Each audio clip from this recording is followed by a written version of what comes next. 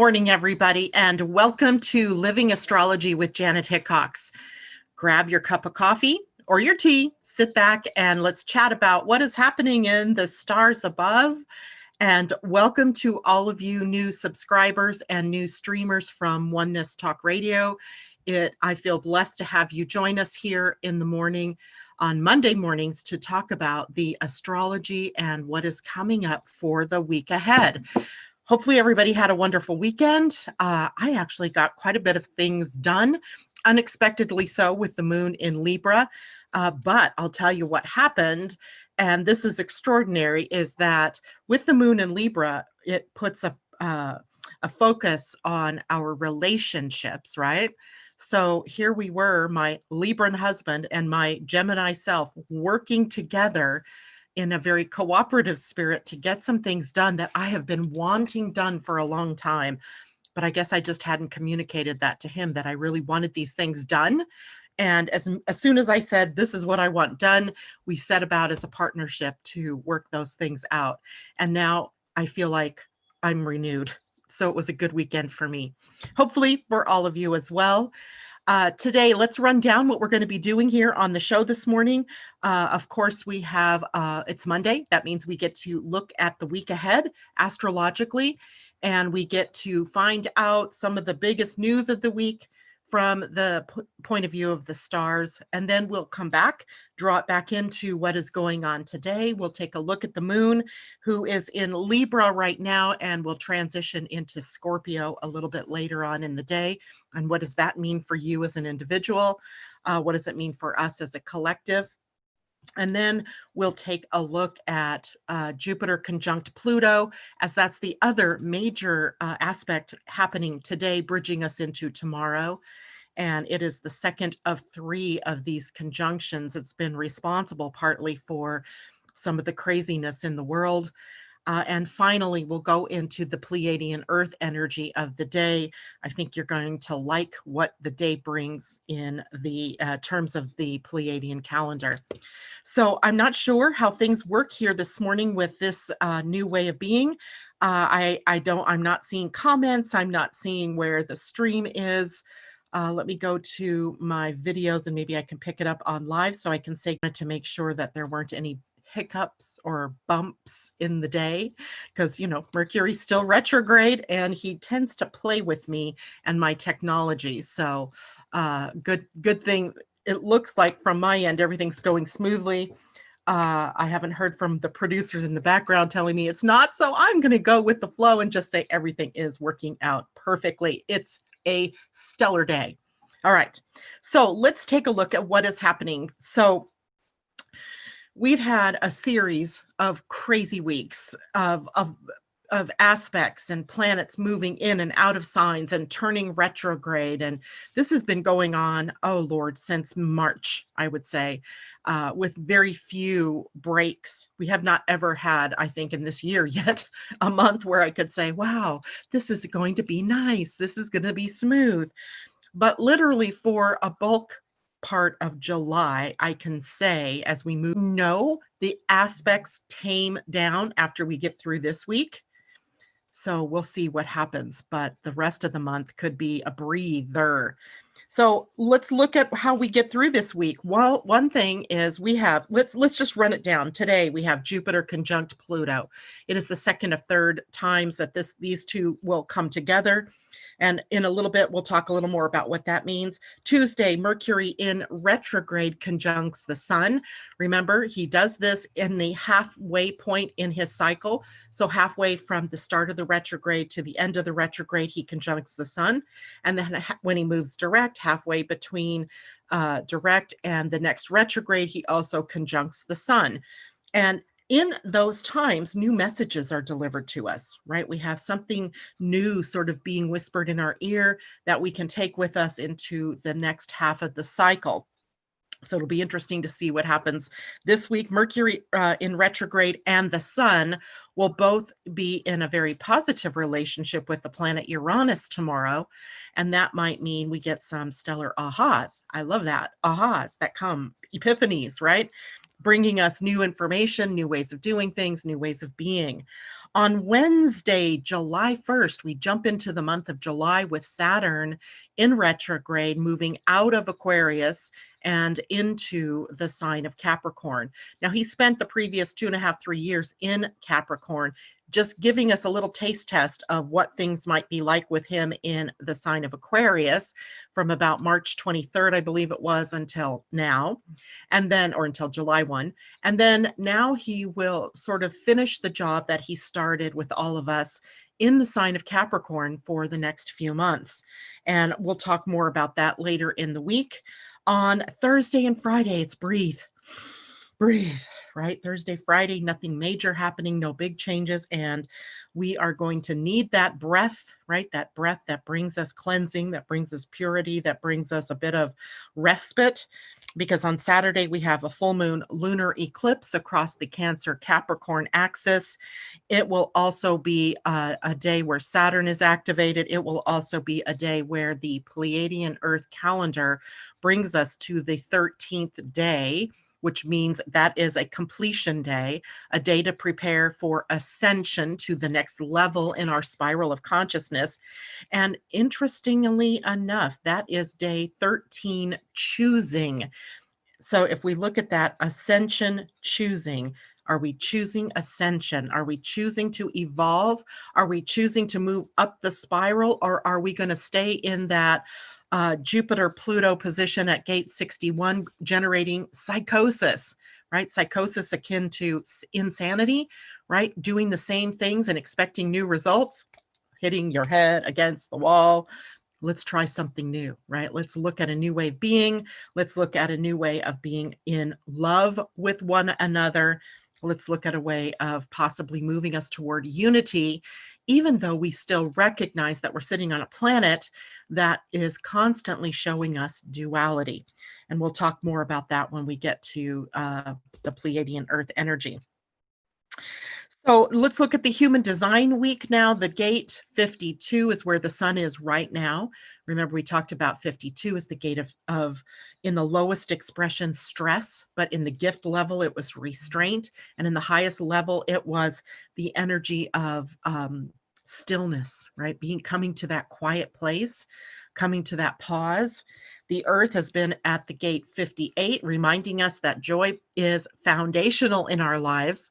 It isn't something that we have to connect with emotionally. It is something we came here with, right? It's part of the root center of your human design chart. That means it's part of the stability we have here on the planet. And there are also energies later this week as the sun and earth change the gates from sun at 52 to sun at 39, earth at 58 to earth at 38, that are also in the root center. And this is sort of evidence of more stabilizing energy that we have, things that root us to the planet, things that we are here to persevere through and to the path of service, maybe you could say. And the gate 39 is a gate that we call provocation. It is activism, literally actively creating space for moving on to the next level. It can happen that you are the activator or the provocateur, or it can be that others act as the provocateur or the activator for you. Either way it works, we are being primed to move ahead. And liberation is the highest energy in that gate. So liberation, i.e. freedom, right? So we're moving more to liberate ourselves in a very dynamic way, choosing to move ahead. That gate will also be where the sun is during the lunar eclipse. So it's going to be something we'll take a look at in more depth as we move through the week. The earth will be at the gate 38, also a foundational energy called struggle. And here is what is called the fight for right, meaning there are many things that humanity has gone throughout our evolution on the planet, from learning about fire, to understanding what's going on in the night sky, to learning how to survive winter and how to plant crops. And these are, of course, ancient things, but we move further into technology and how do we fly, how do we talk to one another. How do we communicate across the planet? So all of these things have created struggle in one way or another. We're fighting for finding the correct evolutionary thing that is going to cause more survival for the tribe, right? The tribe, the human tribe. And in this gate, then, struggle isn't, we have the gate of struggle, right? It's in everybody's template. It's not that you can get away from struggling in your life, but suffering is optional. So when we see struggle, it is that energy that kind of generates movement forward. And sometimes that movement forward is 2 steps forward and 1 step back. Sometimes it's 1 step forward and 1 step back, null, right? No action forward. And at other times it's 2 steps forward and then another 2 steps forward before we actually have to go back. So evolution essentially comes in fits and starts. It comes through the medium of struggle. And so that's something later in the week that we will be looking at and working with on an evolutionary level. So that's our Human Design Week. Of course, in the Pleiadian Earth Energy Week, we start the week at 8, remembering. 8 is one of my favorite symbologies in both the Mayan system and in the Pleiadian Earth energy system. And remembering is in the Mayan calendar, Manique, and we'll get more into that in a little while. Also remembering that in the Pleiadian Earth energy, we entered into this spiral of consciousness at 1 enlightening. So everything about this 13-day period of time is about bringing us to enlightenment, enlightening us, right? Enlightening. You could think of that as bringing in more light and letting it flow through you and energize you. Or we can think about it as allowing more light into our DNA to allow to, spark us up in some way. I like that idea of sparking us up. Okay, let me look again at comments and see what's happening over here. Good morning, Jennifer Peachy and Mimi. Great to see you. Everybody, J-Lo reminding you to please hit the like button, give me a thumbs up, and let me know if you love the video. If you don't, no harm, no foul. Also, if you want to get notifications, please hit the subscribe button, and that little bell that sits right next to it allows you to get notifications of when I'm coming on live. Mimi says, good morning to you, Terry. And OMG, J-Lo says, a day to go into my room. I'm not sure why you would want to go to your room. No, a day to be out in the world. J-Lo says it's 11:11 in New York. Yay, right? That is our gateway portal to new, to abundance, to spiritual awareness. Yowza, I kind of like this. Okay, now, any questions that you have, anything that you might want to have me talk about, please feel free to put that in the chat stream as well. I will come back to that. All right, so let's take a look at what is happening today. Today, the moon right now is in the void, meaning she's wandering a bit, right? She's moving through, slowly wiggling through different energies, maybe causing us a pause to look at what we've achieved, a pause maybe to just get some clarity, a pause maybe just to rest so that we have the energy to move into the next series in her weekly transits through the signs. She went into the void at 6:03 a.m. Pacific time, so 9:03 a.m. for those of you on the East Coast. She will stay there until 3:48 p.m., 6:48 p.m. for those of you on the East Coast, when she then moves into the sign of Scorpio. So now we have already then, that means, moved through. Remember, in Libra is one of the base signs that when the moon is moving through right now, triggers this way by square those planets that are sitting in Capricorn. So Jupiter and Pluto and Pallas Athena, and now Saturn getting ready to retrograde back into that. I don't think they'll have a meetup this time, though. It'll be the next time the moon moves through there that likely a square will be generated to the planet Saturn. Although the Saturn isn't left out, because after the moon moves into the sign of Scorpio, the square from the moon to Saturn will occur at the very last degree of, or very first degree, 0 degree of Aquarius. So we have interesting times. We have an interesting week. I thought the last aspect before the planet or before the moon moved into the void was a square to Jupiter. And often the last aspect that the moon makes is sort of the energy we are left with, considering, revisiting for however long it is that the moon is in the void until she makes her next connection. So until 3:48 p.m. or 6:48 p.m., we are left with that square to Jupiter. So in a way, the energy that we're left with is a consideration of where do we want to grow? How do we want to evolve and move forward? There's always these possibilities when the moon is in a square to Jupiter that we can overdo something, that we may have grown too far too fast, that we've bitten off more than we could chew, perhaps, or in some way we oversold our product or our services to people, and now we have to call it back. Right? The square makes it very obvious where we are out of control in some way, or where we have been overly optimistic or overly generous in our giving of our time or of our money or of anything to do in any of our resources. So at this point, then we want to look and go, okay, what is out of control and where do I maybe need to bring it back into boundaries of some sort? Jupiter has been transiting through the sign of Capricorn. So it has been really putting that growth, future growth sort of look on things, even while it has been upending some of our social norms.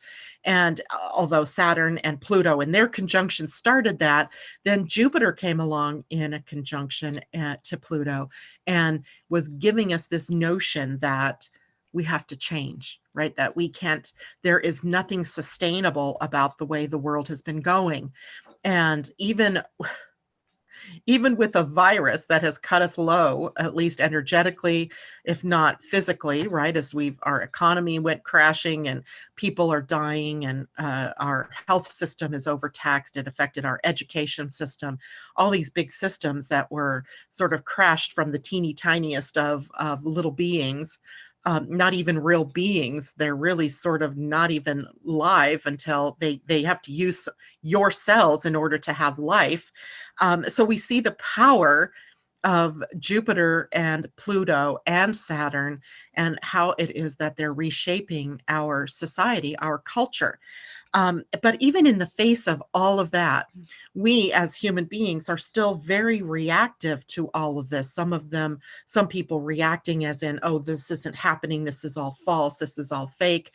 Others, to believe this is happening and they're going with the flow. Some people are in resistance. And then there's this middle road that I think we haven't quite gotten to yet. And that middle road is where we take both the ends of that spectrum and we move together and we go, okay, maybe we didn't handle this so well, right? Maybe we didn't prepare as good as we should have. Maybe when the last time that the economy crashed, we didn't prepare for the next time that this might happen. And so we have this little space in between this new road that's open to us. And today with the moon in a square to Jupiter, we may just be seeing the results of the over extravagances in our life, but also on the societal level. And maybe then the trend will be that we can look at what are some of the solutions possible as we move forward. So that's a lot to consider in one day. And it can be what I think is contributing to that feeling that I have that July's got something in store for us, that there's just something in that. When I first came on this morning, I was talking about how I looked forward at July, and this week we begin July, and I was wondering, what is it that makes me uncomfortable, even though I can't find or point to any specific kind of transit that's happening. But it's the power of all of the transits in their sort of conglomeration over the last few months and weeks that are contributing to what comes next. And of course, I think the hugest tell of all is on Saturday's full moon lunar eclipse, where the energy is at 13 choosing. We have to choose ascension. Apparently we have to choose to move forward, to elevate, to evolve, or not. And it's that or not, I think, that makes me feel a little bit uncomfortable, right? More of the same. We want to bring in unity. So all of us that are aware and conscious of these things need to really start bringing that into our own being so that we can move forward with that agenda, as opposed to an agenda that holds us to the past or holds us to that kind of polarization that's been happening. So that's a lot to say about what the moon is doing today, but it's there. It is in it's in the very fabric of who we are right now, even at our DNA level. It's kind of exciting, but it's also a little nerve-wracking. And that's why, as I was going through what was happening this week, I kept putting in breathe, breathe, breathe, right? Because that is what can help keep us grounded. All right, let's look at what happens after the void today when the moon moves into Scorpio. Now, Scorpio is a sign that brings us to power, right? Power, empowerment, issues around power. And the Scorpio moon will initially come into the sign with a square to Saturn. So that may dive our energy a bit, take us into that more melancholic state to prepare for creation, if you will, or new ideas or solutions. So if you're feeling a little lethargic later in the day, or tired even, or disappointed in the day, don't feel bad. It is just a blip on the screen as the moon is moving across in a square to the planet Saturn.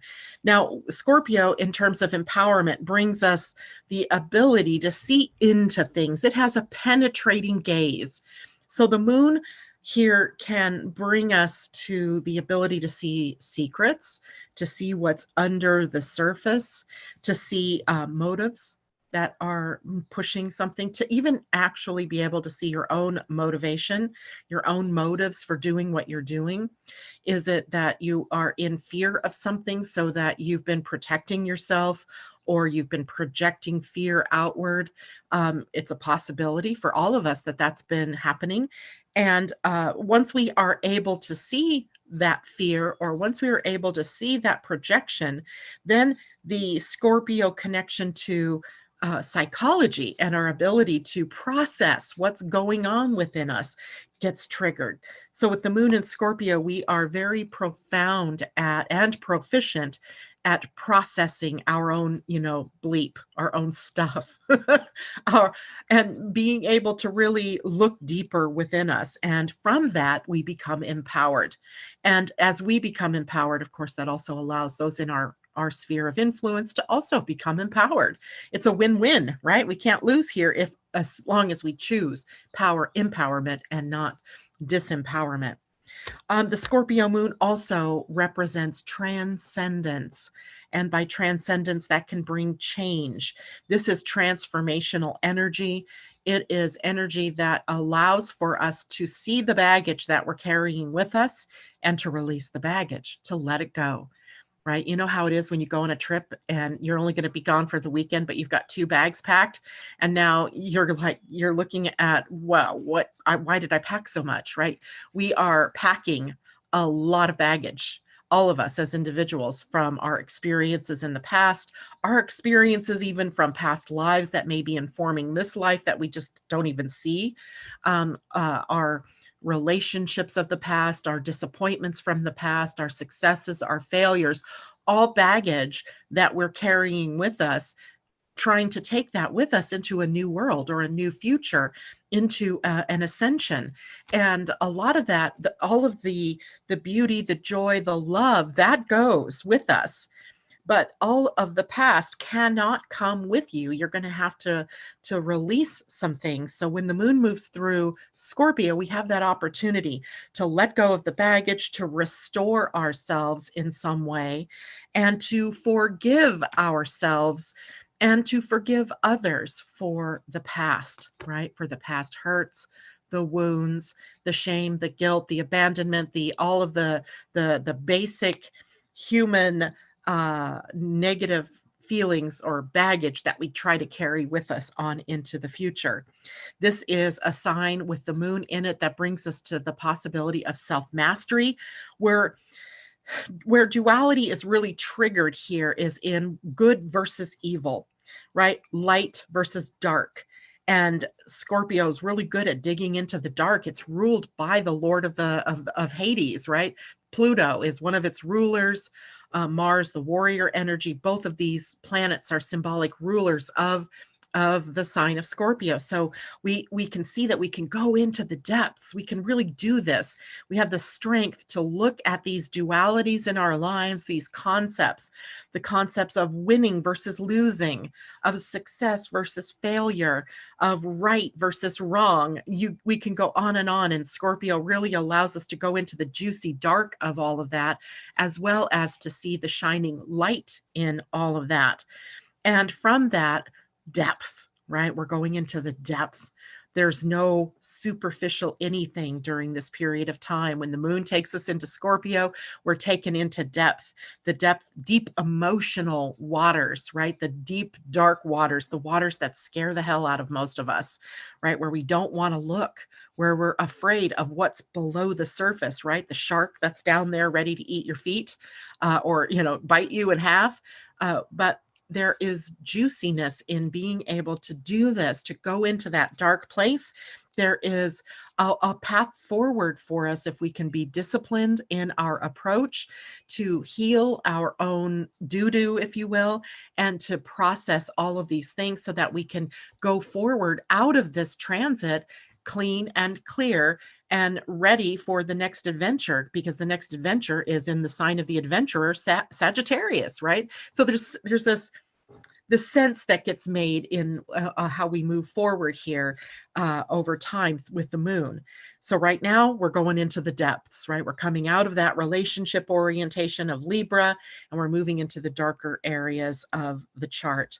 This is also bonding energy. This takes us into the close-knit bonding of sexual energy, of soulmate energy, of those deep emotional connections that we have with one another. You could almost say heart to heart connections, that deep pull that we have as human beings to be together and to really share on that emotional level. Scorpio in an astrology chart rules the 8th house. And the 8th house, of course, sex, death, rebirth, that very powerful transformational energy. But it also rules our financial partnerships. So it's the opposite of the 2nd house. Remember, we talked on Friday, I think it was, about axes and how the opposites are sort of the next octave of one another. So if the 2nd house is the house of money, it's ruled by Taurus in the natural chart. It's about where you earn money, your self-worth, and the resources that you have, the possessions that you own. While the 8th house, its exact opposite, would be the energy in terms of resources and money that you hold with others, financial partnerships, in other words. But also things like loans and debt and credit are all things here. I call it OPM, other people's money, where you have grants that are possible, or where there's wills and inheritances and legacies to be managed, as well as contracts where we're agreeing on how we're going to share resources and so forth. That is a very deeply Scorpio energy. Now, one kind of pause here is that Mercury is also in retrograde right now. So if you are thinking about a new contract, you best read all of the print, all of the small print, twice, 3 times maybe. And if you can, wait until after Mercury goes direct to sign those contracts. But sometimes life just doesn't work that way. We really have to be able to look and, carry on life, even if the planets are retrograde. Just do your due diligence then and look very closely at anything you may be tempted to sign, especially during this 3-day period of time. Now, all signs have both their positive spectrum and then their more negative spectrum, right? It's all about the duality here. And we're learning to see that these are really a unified thing, right? It's that you can't have one without the other, that they are just different sides of the same coin.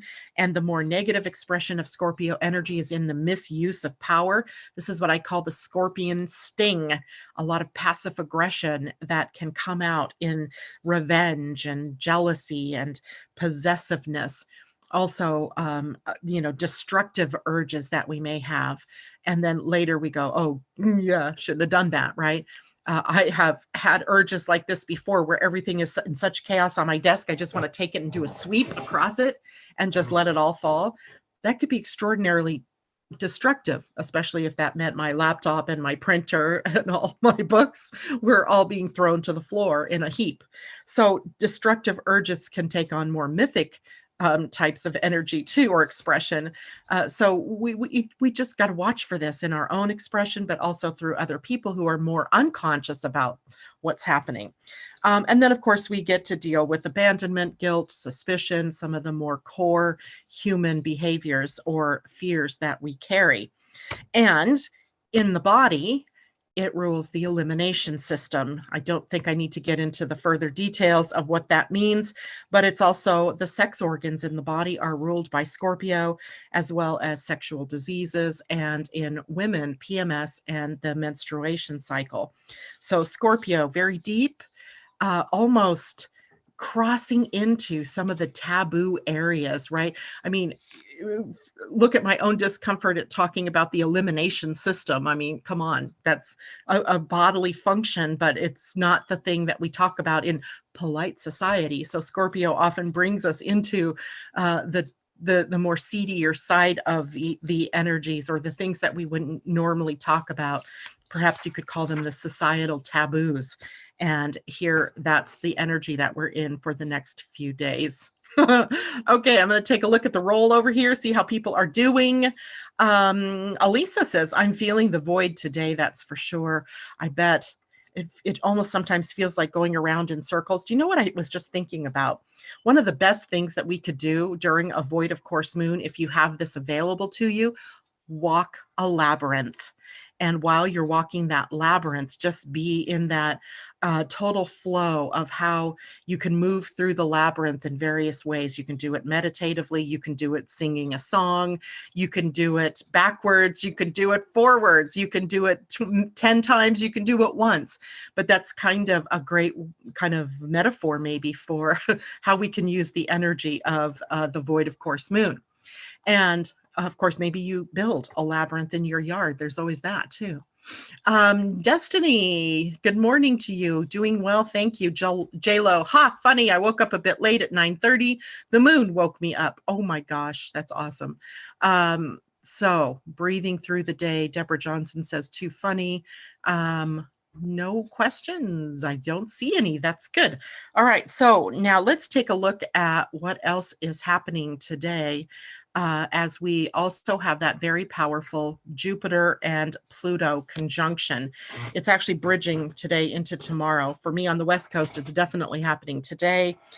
For those of you further east and into Europe, it's not until tomorrow. So that's why I say it's a bridging. We're a big place. The Earth is big. And so things don't happen just, in my time zone. They're happening in time zones all around the world. So Jupiter conjunct Pluto. Now, we had this conjunction back in April, on April 4th. Jupiter was in forward motion, and so was Pluto. And they met together. And during this period of time, if you think back to what was happening, a lot of the energies of society were being upended, right? As we'd been in, at least here in this country, and I'm sure around the world, in various ways, we were in lockdown, or we were in stay home, stay safe, or stay home, stay healthy. And so the societal changes were happening, and it was creating a lot of fear, a lot of anger, a lot of frustration in people. And here now, today, fast forward to June 30th, so tomorrow, today, it's today into tomorrow. And we fast forward and we are sitting at a position where they're both now in retrograde. And what's happened with the virus around the world? Well, it's in resurgence, or at least in this country, places like Florida and Texas and Georgia and Arizona and California had this resurgence in the same virus that was really powerful in creating havoc. It was at its peak, we thought, in the month of April. So we see this coming back at us. In retrograde, that means that now we have a good opportunity to reevaluate where we've been with all of that. What have our focuses been on? Have we been focusing on solutions, or have we been running around in circles like dogs chasing our tails? What is the truth of what is going on here? And how do we move forward? Because guess what? We have a third iteration of this as we move into November. Yikes, that gives me pause, right? We have the election here in the United States. We have Mars retrograde at that time, and we have Jupiter and Pluto in their third, possibly destructive destruction of societal norms as we get into the fall. So, as I looked at all of this in terms of the bigger picture, and you guys know we did this in the astrology of 2020. We looked at these big, epic, mythic times that we're in, and we sort of pulled it apart. We related it to times gone by, where in the Bronze Age, where the Bronze Age fell to the Dark Ages, and what was the cause of all of that, where we had famine, and they had the plague, and they had warring nations, and they had a lot of the same things that we're dealing with today were going on then, only now we're at a technological advance here, where we should be able to have been able to monitor this virus better, or take better steps to making sure that we prevented the spread of the virus, or whatever. But instead, we play the blame game. We are just running around in circles. It has been very incongruent, and it has created, along with some of the other racism sort of things that are going on in this country, it has created a fear of one another.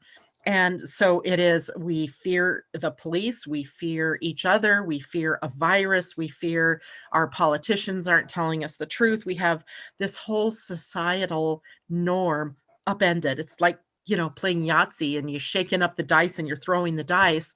And every time you do it, it comes up with some new configuration. Nothing is yet set in stone. We do not yet have a pathway of transformation. And here's where that Plutonian energy, it's Jupiter and Pluto coming together here. So this Plutonian transformation of society, that's taking us through the uglies right now, and hopefully again will bring us up to the light of the day, where we see solutions, where we see the possibility of moving forward. So this very powerful conjunction in your own personal chart shows where you are also on a personal level going through this kind of transformation. So wherever it is that 24 degrees of Capricorn is in your chart is where this very sometimes chaotic and sometimes just pure power energy is surging through your chart. And of course, that's where the eclipse is happening, the area around this, as we move into the weekend. And that's why I say we've got this 1 week left in this period of time. And then hopefully the next 3 weeks after that, and maybe even a little bit of time into August, where we can sort of regroup, where we can reevaluate where we are and take steps to move very powerfully forward into what I hope will be very positive territory, loving, positive territory. Okay, anything else do I want to say about that? Nope, I don't think so. I'm going to go take a check back here. And so weird. J-Lo says, I was saying, get your stuff together. The table's looking crazy. Ursula, good morning. She says, sending love to us all. And Mimi says, we also have the USA birthday coming up with so much going on in the skies. Thoughts? I have a lot of thoughts about that, Mimi. I think it would take up the whole entire show, and maybe later in the week we will do just that. We'll take a look at what I think of. We'll take a look. I think that would be a great exercise on Friday, is for us to take a look at the chart of the USA. Because remember, the USA is also at the very cusp of its Pluto return, the first one that this nation has had. And even though that doesn't technically happen until 2022, we're only 2 years off, and Pluto takes a long time to move. So it's literally already in the shadow of its return. We're already feeling that death rebirth going on here in this nation. And I think in the US, we have the possibility on this full moon lunar eclipse to maybe let go of some of this nonsense of division that's been going on. Um, I don't know that it's going to happen. It could be the death throes of the US as well. There's that. That's been playing in my mind and in my consciousness as well. And I'm not the only one that would have that thought. I've seen that through other astrologers and other thinkers. But I still believe with my whole heart, Mimi, and everyone out there, that we have the choice. I think that is the thing that I'm going to take away from the eclipse, is that it's happening on the day of 13 remembering, or I mean 13 choosing, which means we're choosing. We choose. Do we go down the drain? We're already circling the drain. Do we go down the drain, or do we plug up the holes and empower ourselves to become enlightened and be the leaders of this world that everybody's always looked to us for that? And we've been the innovators. We've been the ones that have shaken the trees. We have been the ones that asked more of everybody, asked everybody, all other countries, to be more humane and to be more aware of how they're treating one another. And look what's going on here, right? We are totally out of that kind of integrity right now here in the USA. And I don't know for certain where we go, but I do know that I think it's a choice. And we'll talk more about that as we move into the week. That's a great one. I'm going to actually write a note to myself to make sure we do that on Friday, USA. Because the USA is having a solar return, just like a person, nations, or anything that has had a birth, your business, your children, they have a solar return, right? We can take a look at that and we can see what the themes are that build up for the oncoming year or upcoming year. Okay, now I want to go to brighter news for the moment. And you're welcome, Joshua.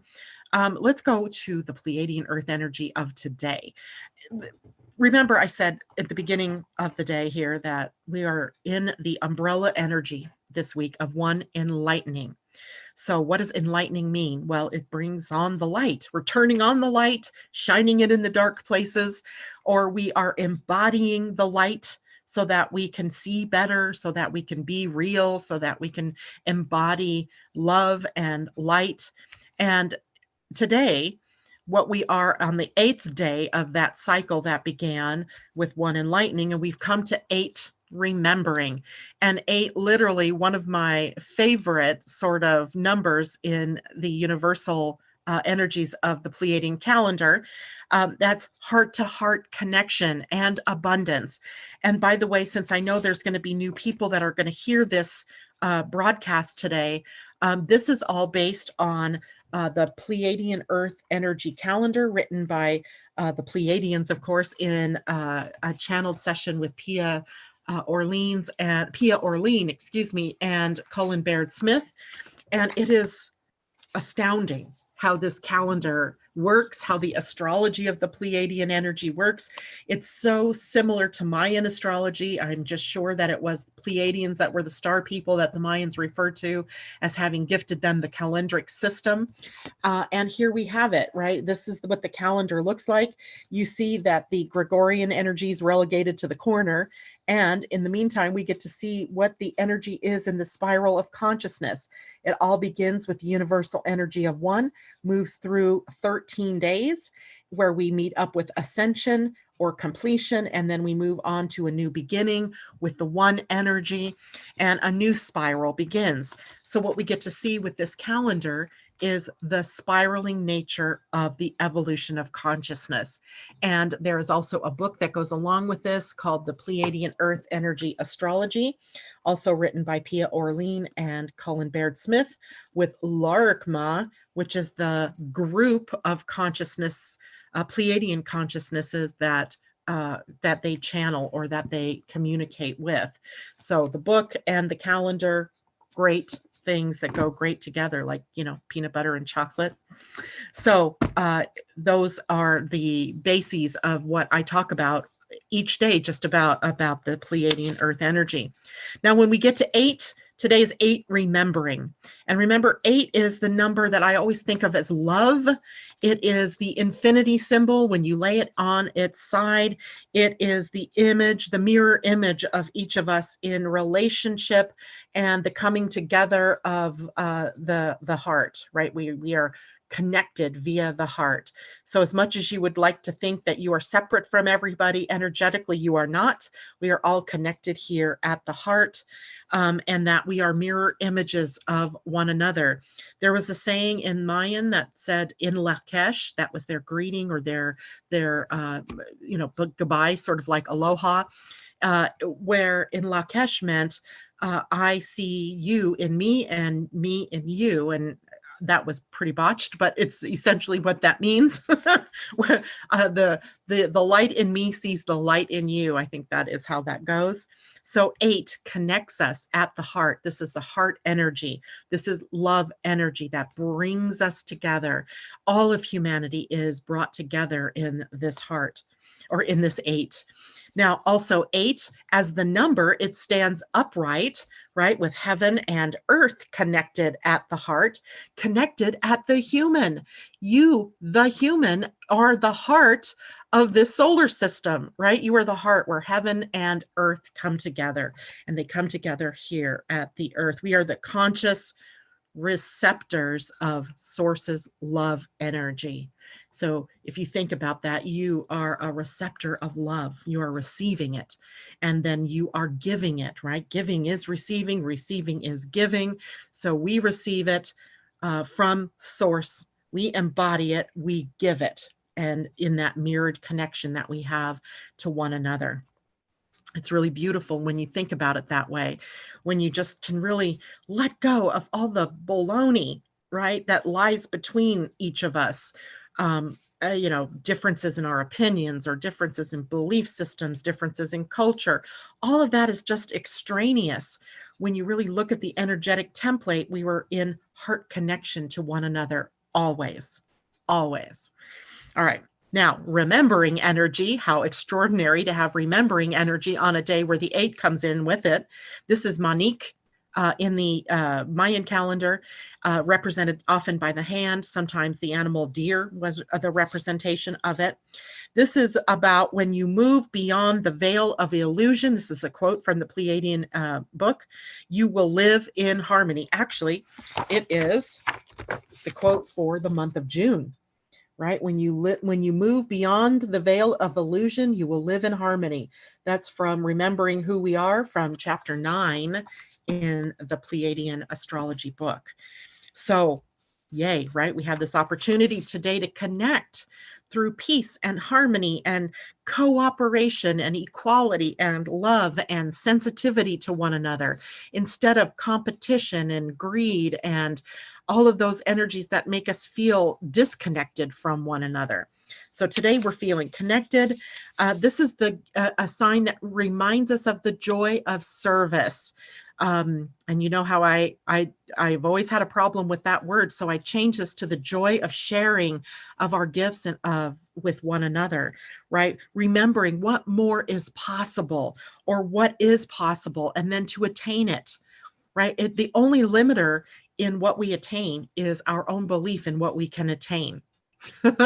It's sort of funny, right? You'll hold the key. You hold the key. I hold the key to liberating our own selves from all of this old energy, right? We just need to turn it in the lock, and remembering what's possible so that we can attain those things that we really love, which is equality and love energy, connection, heart to heart with one another. So it feeds into, I think, the energy of the week as well, where we're setting the stage for what becomes liberation, for what becomes honor. So there is a really great energy running through here in this particular day.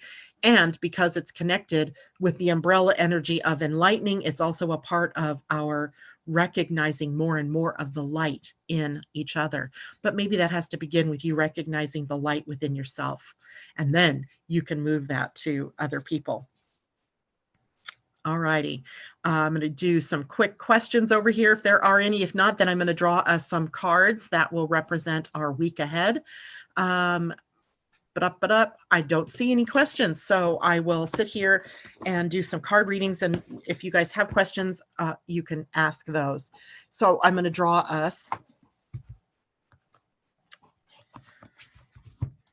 I'm going to draw us an animal card, and I think I'm going to draw us a goddess card. I think we might need the goddess energy this week with a lot of masculine, seemingly masculine energy running through.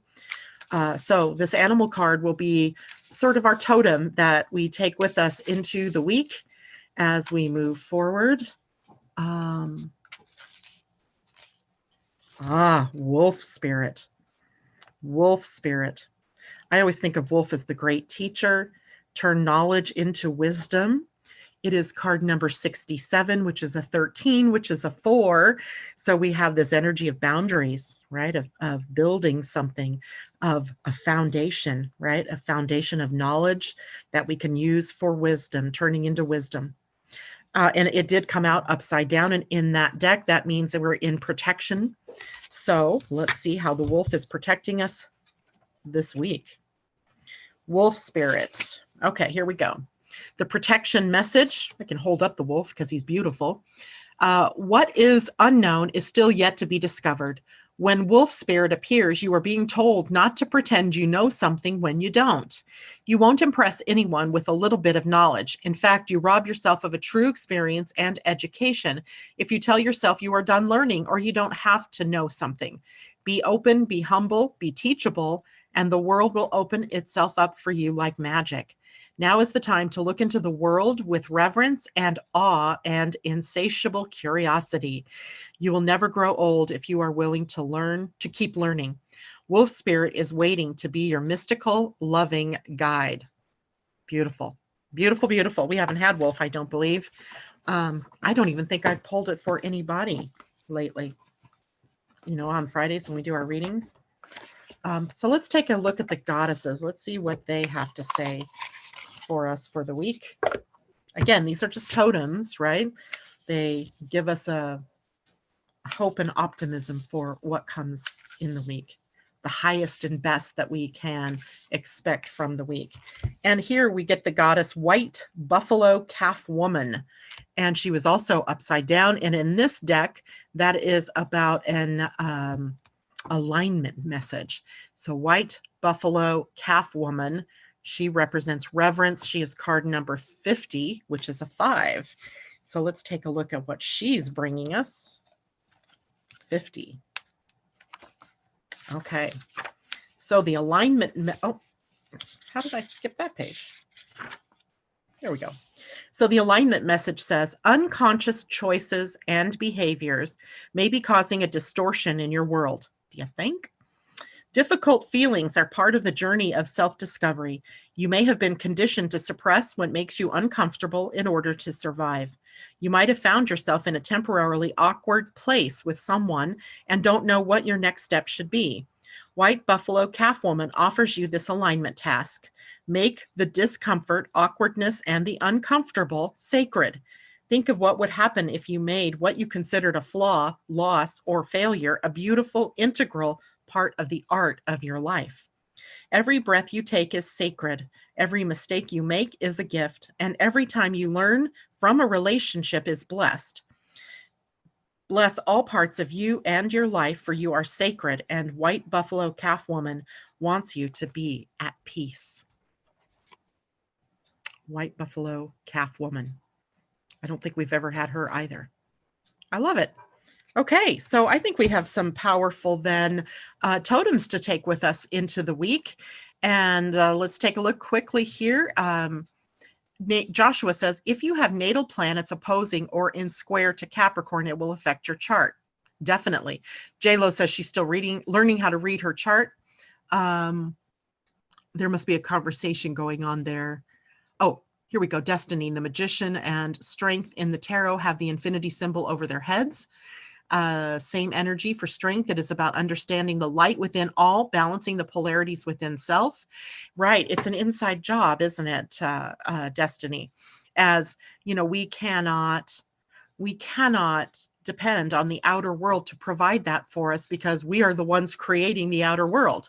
So if we're creating the outer world, it's our responsibility to tap into the magic and the creation energy and to bring it up for us to work with in very positive ways.